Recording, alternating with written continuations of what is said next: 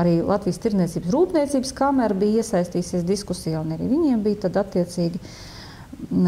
Tātad viņi piedāvāja pirmreizēji izsniegt to darba nespējas lapu izsniegšanu līdz 5, nevis 9 dienām. Ja? Tad es saprotu, viss iet uz tādu ekonomiju, uz darba spēka veselību. Uz tautas veselību, jā, uz iedzīvotāju veselību. Te vismaz viņiem, protams, pretī nostājās veselības ministrija, jo viņi arī pateica, ka šis priekšlikums ir tomēr arī iejaukšanās ārsta kompetencē. Ja?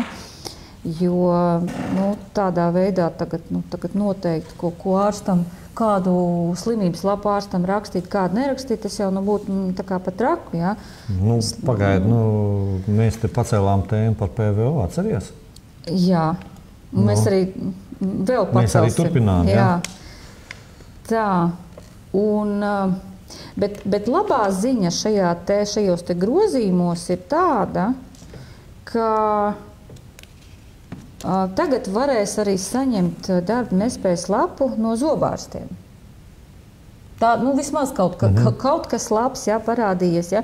Un vēl, ja, piemēram, darba nespējas gadījumā rodas vēl viens darba nespējas iemesls, piemēram, bērns saslimst, ja? vai, piemēram, cilvēks, kurš ir saslims ar vienu slimību, viņam ir kaut kas vēl atklājies, ja? Tad tas viss arī attiecīgi tiks sakārtots. Bet par zobārstu, jā, tas ir kaut kas jauns un, manuprāt, vismaz kaut kas pozitīvs. Ja? Līdz ar to tas ir viens, bet tad Kaspars Gorkšs ir zaudējis. Paldies Dievam. Šī te murgi nebūs. Šitā ir tā labā ziņa. Tu iesāki ar slikto, beidz ar labo, ja? Jā.